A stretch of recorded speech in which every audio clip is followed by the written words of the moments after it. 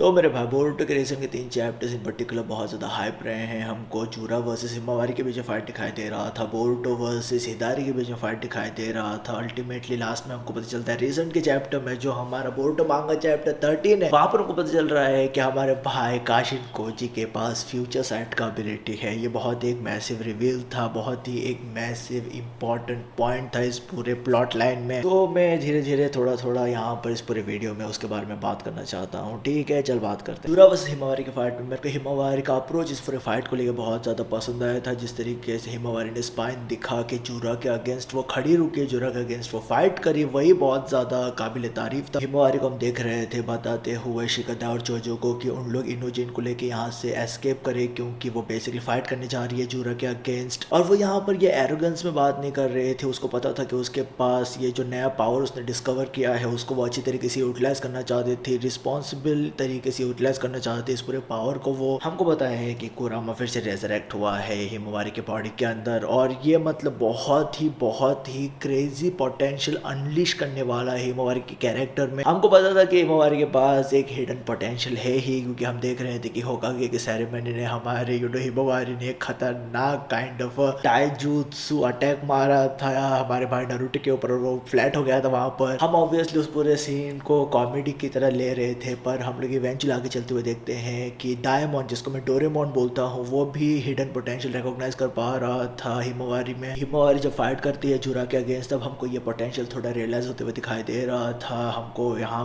पर हिमावारी बीजू बम मारते हुए दिखाई दे रही थी जूरा के ऊपर, वो अपने आप को हील कर पा रही थी बहुत ही एक इंसान लेवल पे। ऑब्वियसली यहाँ पर कुरामा क्योंकि कोऑपरेट कर रहा है हिमावारी के साथ, इस वजह से हिमावारी ये सब सारी चीज़ें बहुत ही आसानी से कर पा रही थी। पर हमको पता था कि यहाँ पर हिमावारी नो मैच है जूरा के लिए। जूरा यहाँ पर ज़्यादा सीरियसली नहीं ले रहा था उस पूरे फाइट को। हाँ, हिमावारी ने कई सारे पंचेस मारे, कई सारे ब्लोज एक्सचेंज किए, कई सारे पंचेस हिमावारी के लैंड भी हुए अच्छे तरीके से जूरा के ऊपर, पर यहाँ पर जूरा कुछ भी हैवी डैमेज सस्टेन नहीं कर रहा था। और हम देख रहे थे कि हिमावारी के अगेंस्ट जूरा ने ज़्यादा अपना स्ट्रेंथ कुछ रिवील नहीं किया था, और काफ़ी आसानी से जूरा बहुत जल्दी से ही हिमावारी को पिन डाउन भी कर देता है। पर हिमावारी ने जो यहाँ पर पूरा चीज़ जो किया था, जो उसका फाइट था, वो मेरे को बहुत ज़्यादा पसंद आया था। स्पेशली जिस तरीके का कैरेक्टर हिमावारी ने हमको दिखाया है इस पूरे फाइट में, वो बहुत ज़्यादा अच्छा था। बोरुतो वर्सेस हिदारी के बीच में जो फाइट था वो 1-on-1 फाइट नहीं था, क्योंकि यहाँ पर हमको कोनोहामारू, सारादा, सुमरे सब सारे लोग थोड़ा थोड़ा चिप इन करके कंट्रीब्यूट करते हुए दिखाई दे रहे थे इस पूरे फाइट में। यहाँ पर हिदारी टारगेट कर रहा है सारादा को, क्योंकि उसका जो नेचुरल इंस्टिंक्ट है, नेचुरल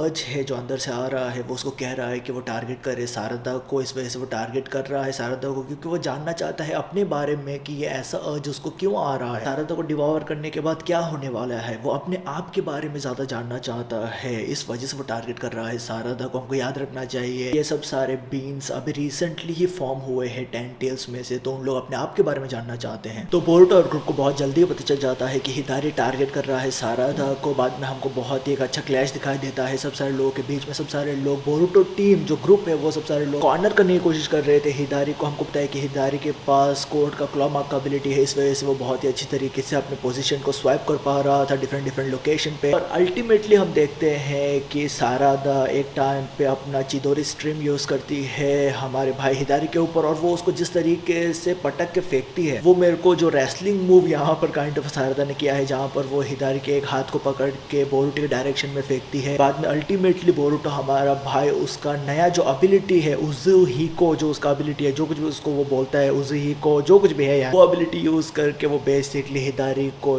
गायब कर देता है, हवा में उड़ा देता है। हम देख रहे थे कि हिदारी का लोअर सेक्शन कंप्लीटली गायब हो गया था। अब यहाँ पर हमको बोरुतो बोलते हुए दिखाई दे रहा था ये उजुहिको एबिलिटी यूज करने के बाद कि उसका ये जो एबिलिटी था वो फुल स्ट्रेंथ पे नहीं था, इस वजह से हिदारी कंप्लीटली इंसनरेट नहीं हुआ। हम देख रहे थे कि अभी तक हिदारी बोरुतो एबिलिटी यूज करने के बाद उसका जो अपर सेक्शन था वो हमको दिखाई दे रहा था जमीन पे गिरा हुआ, पर अल्टीमेटली कावाकी आके उसको कंप्लीटली इंसनरेट कर देता है। ठीक है, कावाकी लास्ट मोमेंट पे आता है और बाद में वो एक फिनिशिंग ब्लो मारता है हिदारी के ऊपर। यहाँ पर हिदारी मरा नहीं, क्योंकि हम देख रहे थे कि हिदारी हमको एक सोल बल्ब में बदलते हुए दिखाई दे रहा था, बहुत एक वियर्ड स्ट्रक्चर था। डेफिनेटली हमको यहाँ पर वो एक काइंड ऑफ सीड की तरह दिखाई दे रहा था हिदारी कंप्लीटली इंसनरेट होने के बाद। बोरुतो का ये जो नया एबिलिटी है, जहाँ पर वो अर्थ के रोटेशन के एनर्जी का इस्तेमाल करता है, वो बहुत ज़्यादा हैक्स्ड एबिलिटी है। ये मेरे को काइंड ऑफ याद दिलाता है गोकू के स्पिरिट बॉम्ब की तरह, क्योंकि यहाँ पर हमारा बोरुतो लिटरली अर्थ से मदद ले रहा है। और हमको पता होता है कि स्पिरिट बॉम्ब में गोकू काइंड ऑफ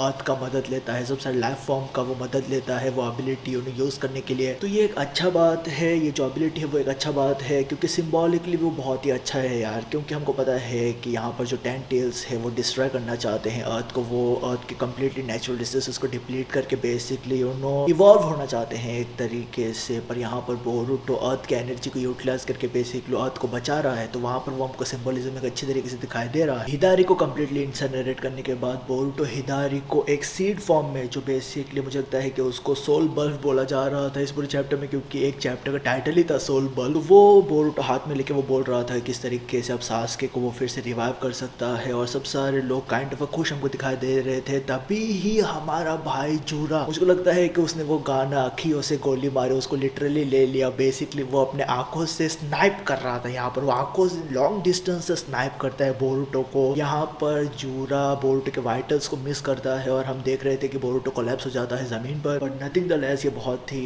एक लीथल ब्लो था जूरा ने मारा था। हम देख रहे थे कि जूरा बेसिकली जब फाइट कर रहा था हिमावारी के अगेंस्ट था, तब वो टेल बीस्ट बम मार रहा था अपने आंखों से, पर यहाँ पर उसने काइंड ऑफ स्नाइप किया है। ये हमने देखा था, मुझे लगता है कि एक टाइम पे उसने हिमावारी के ऊपर भी इसी तरीके का कुछ अटैक मारा था। पर ये जूरा का अटैक बहुत एक इंसेन अटैक था यार, आउट ऑफ नोवेयर ये अटैक आया। जिस तरीके से बोरुटो आउट ऑफ नोवेयर प्रकट हुआ था कोर्ट के फेस के ऊपर, हमको पता है उसी तरीके से ये भी अटैक आउट ऑफ नोवेयर मारा है जूरा ने, जो बेसिकली लैंड किया है बोरुटो के ऊपर। बोरुटो जब अपना कॉन्शियसनेस लूज कर रहा रहता है तब उसी के जरिए से हम लोग बोरुटो के फ्लैशबैक में जाते हैं, जहाँ पर हमको पता चलता है, जहाँ पर उनको कई सारे क्वेश्चंस का आंसर मिलता है। मैंने जब बोरुटो को पहली बार देखा था, मतलब टू ब्लू वॉर्टेक्स में, जब हमको बोरुटो टाइम स्किप के बाद दिखाई दे रहा था, जिस तरीके से वो बातें कर रहा था, ऐसा लग रहा था कि बोरुटो को फ्यूचर के बारे में पता है। और मैं बहुत ज़्यादा कंफ्यूज था कि ऐसा क्यों है। ये फ्लैशबैक कंप्लीटली एक्सप्लेन करता है कि वो वैसा क्यों था, क्योंकि हमको पता चलता है कि किस तरीके से काशिन कोजी और बोरुटो मिलते हैं एक दूसरे के साथ। आपको यहाँ पर पता चला है कि काशिन कोजी के पास यहाँ पर फ्यूचर साइट है, वो फ्यूचर देख सकता है। काशिन कोजी ने ऑलरेडी फ्यूचर देख लिया था कि क्या होने वाला है इशिके उत्सुत्सुकी और नारुतो के फाइट में, क्या होने वाला है बोरुटो के साथ, किस तरीके से ऑमनिपोटेंस का चूतियापा होगा। ये सब सारी चीजें काशिन कोजी ने ऑलरेडी देख लिया था। तो ये सब सारी चीजें काशिन कोजी ने बताया था बोरुटो को। इस वजह से बोरुटो इतने सर्टनटी के साथ कई सारी चीजें बात कर पा रहा था और ऐसे लग रहा था कि बोरुटो के फ्यूचर पता है। ऑब्वियसली उसको फ्यूचर पता है क्योंकि काशिन कोजी ने उसको बताया, क्योंकि उसके पास एबिलिटी है फ्यूचर साइट का। अब काशिन कोजी के पास ये फ्यूचर साइट का एबिलिटी आया हमारे भाई the great character, legendary character, the great lighter says AKA Sutta man के वजह से उसके पास ये एबिलिटी आया। हमको पता है किस तरीके से आमादो और काशिन कोजी बहुत ज्यादा क्लोजली कोलैबोरेट कर रहे थे एक दूसरे के साथ। आमादो ने ही काशिन कोजी को बनाया है क्योंकि वो चाहता था इशिके उत्सुत्सुकी को रोकने के लिए। तो आमादो ने सब सारे कार ऑर्गेनाइजेशन के मेंबर्स के बॉडी के अंदर उत्सुत्सुकी शिबा का DNA को इम्प्लांट किया था, क्योंकि वो चाहता था कि उनके बॉडी के अंदर शिनजुत्सुस अवेकन हो। हमको पता है कि जो कोड का एबिलिटी है, क्लोमाक का एबिलिटी, वो बेसिकली शिनजुत्सु है। ऑमनिपोटेंस का एबिलिटी जो एदा यूज करती है वो शिनजुत्सु है। डायमंड का जो रिफ्लेक्शन का एबिलिटी है वो भी शिनजुत्सु है। तो कई सारे लोगों के बॉडी के अंदर ये शिनजुत्सु अवेकन हुआ, पर कई सारे लोगों के बॉडी के अंदर ये अवेकन नहीं हुआ, और काशिन कोजी के बॉडी के अंदर ये शिनजुत्सु का एबिलिटी अवेकन नहीं हुआ था। जब काशिन कोजी का फाइट होता है इशिके उत्सुत्सुकी के अगेंस्ट, हमको पता है कि यहाँ पर जो ऑब्जेक्टिव था काशिन कोजी का वो ये था कि वो चाहता था कि इशिके उत्सुत्सुकी अपने ट्रू फॉर्म में आए, वो जीगन के बॉडी के अंदर से बाहर आके अपने ट्रू फॉर्म में आए, क्योंकि अगर वो अपने ट्रू फॉर्म में आएगा तो उसके पास बेसिकली उन्हें एक काउंटडाउन चालू हो जाएगा। उसको बहुत जल्द से जल्द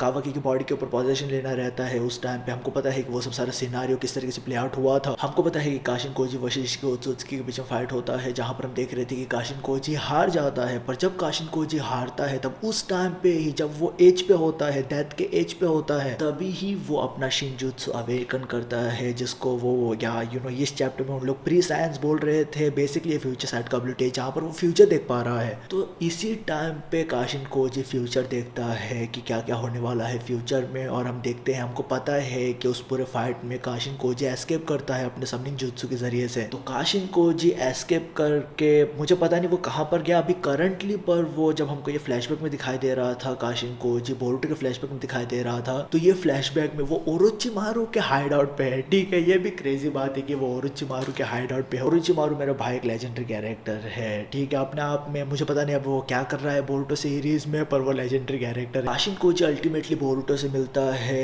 जब बोरुटो बेसिकली सास्के को खो चुका था, जब ये सब सारे नए हमको बीज दिखाई दे रहे थे, नए टेंटेल से फॉर्म हुए क्रीचर्स दिखाई दे रहे थे, उसके बाद बेसिकली हमारा भाई बोरुटो मिलता है काशिन कोजी से और काशिन कोजी सब सारी चीजें बताता है बोरुटो को। वो बताता है बोरुटो को कि किस तरीके से उसने भले ही फ्यूचर देखा है, कई सारी चीजें देखा है, पर फिर भी कई सारी चीजें चेंज हो सकता है फ्यूचर में। डिफरेंट डिफरेंट पैथ्स है यहाँ पर। और फिर से यहाँ पर एक कॉन्सेप्ट आ जाता है डेस्टिनी का, फेट का। हमको पता है काशिन कोजी के साथ भी एक फेट का कॉन्सेप्ट अटैच था बहुत ज्यादा हैविली, क्योंकि ऑब्वियसली वो जिराय का क्लोन है और हमको पता है कि जिराय के पास या जिराय के इर्द गिर्द बहुत ज्यादा हैविली फेट का कॉन्सेप्ट रिवॉल्व कर रहा था। तो काशिन कोजी कैरेक्टर के साथ भी यहाँ पर फेट का कॉन्सेप्ट अभी हैविली रिवॉल्व कर रहा है। और जिस तरीके से वो बातें कर रहा था बोरुटो के साथ, वो भी बहुत ज्यादा हैविली, जो उसको सेंट्रल थीम था वो भी फेट ही था। बोरुटो का जो हमको यहाँ पर एक नेक्स्ट लेवल का, क्रेजी लेवल का स्ट्रेंथ प्रोग्रेशन दिखाई दे रहा था, वो भी काशिन कोजी के एबिलिटी की वजह से ही हुआ एक तरीके से। क्योंकि काशिन कोजी ने देखा है कि फ्यूचर में बोरुटो क्या क्या एबिलिटी हासिल करने वाला है, तो क्योंकि उसको पता है कि बोरुटो क्या क्या केपेबल रहेगा करने के लिए, तो इस वजह से उन लोगों ने उस टाइम पे बहुत ही अच्छी तरीके से ट्रेन किया रहेगा।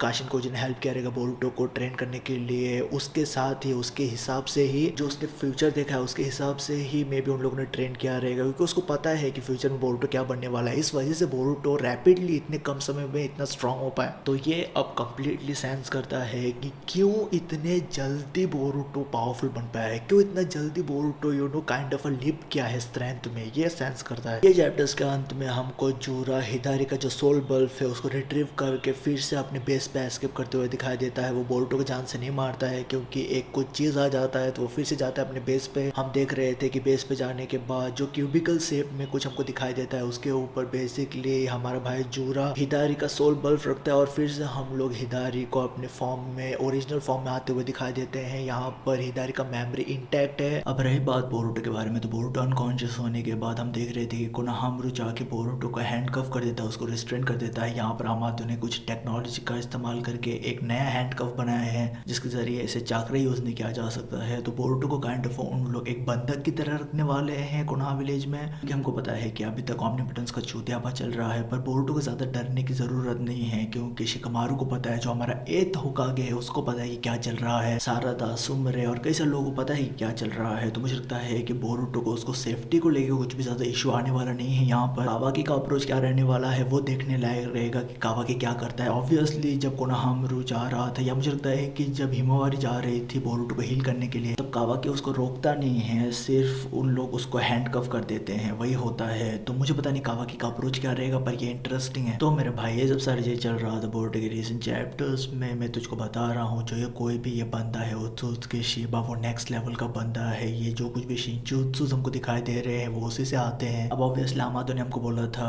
कि क्योंकि ओत्सुत्सुकी शिबा को मे बी उसको बेसिकली वो एक डिफरेंट लेवल पे असेंड कर गया था, इस वजह से उसको बॉडी का जरूरत नहीं था। और किसी न किसी तरीके से अमादो द ग्रेट लाइटर से जेके सुट्टा मैन ने उसके डीएनए को हासिल कर पाया था, मे बी बॉडी रिट्रीव करके, मुझे पता नहीं है। ये अगर सच में बीइंग है, अभी तक है पूरे गैलेक्सी में, तो क्या वो नारुतो वर्स में आएगा, किस तरीके से उसका हम लोग रोल प्ले होते हुए देखने वाले हैं। अमादो का क्या पूरा चक्कर है यहाँ पर, हमको यहाँ पर याद रखना चाहिए कि अमादो मेरे हिसाब से पर्सनली मैं बोल रहा हूँ कि Amado one of the most fascinating character है पूरे बोरुटो मांगा में। पर मेरे भाई जो लेटेस्ट चैप्टर था वो खत्म हुआ था, सब सारे ये जो नए एंटिटीज है उन लोग बेसिकली सीड बल्ब या सोल बल्ब के जरिए से, मुझे लगता है कि उन लोग और किसी एक इंडिविजुअल को रेजरेक्ट करने जा रहे हैं। ये कौन होने वाला है ये देखने लायक रहेगा यार, क्या और कौन आने वाला है। मुझे एक टाइम पे इन सब सारे क्रिएचर्स में एक कैरेक्टर दिखा जो बहुत ज्यादा रिजेंबल कर रहा था शिंकी से। क्या वो बेसिकली शिंकी का बंदा है? क्या शिंकी भी सास्की की तरह पेड़ में बदल चुका है और हमको उसका काइंड ऑफ